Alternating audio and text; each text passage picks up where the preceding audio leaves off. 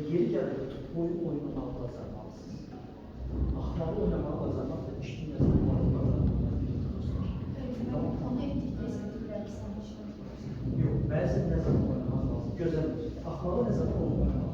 Bir nəfər sizin belə saf, dürüst, ağıllı, zəhmətkeş olduğunuzu görənlər öz işlərini sizin üstünüzə yıxmağa çalışır. Məsələn, tutası.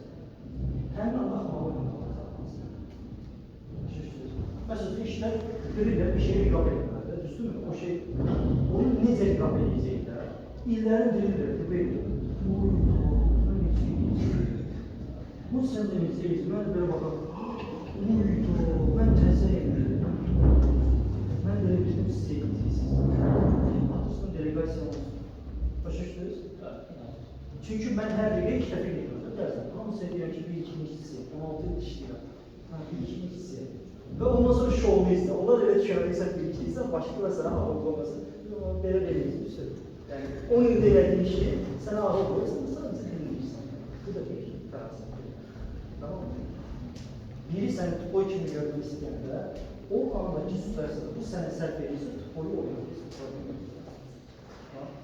Bu zaman siz qarşı tərəfə nə şey işarəti yaradacaqsınız? O sənin haqqında fikir edəcək, sən də bir şey olacaqsın ki, bu adam haqqında nə düşünür? Okey?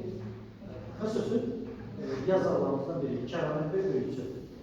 Nə olmuyor?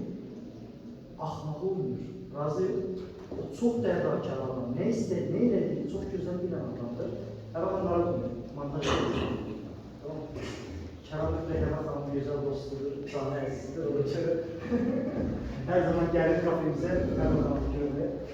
Məsələn, Kəramət Bəy izləyirsiniz profiliniz, sosial medyada. Hər zaman nə oynuyor? Axmaq oynuyor. Amma o axmaqlığın altında çox dərin bir ki, o bilir neydir. Fağır oynuyor.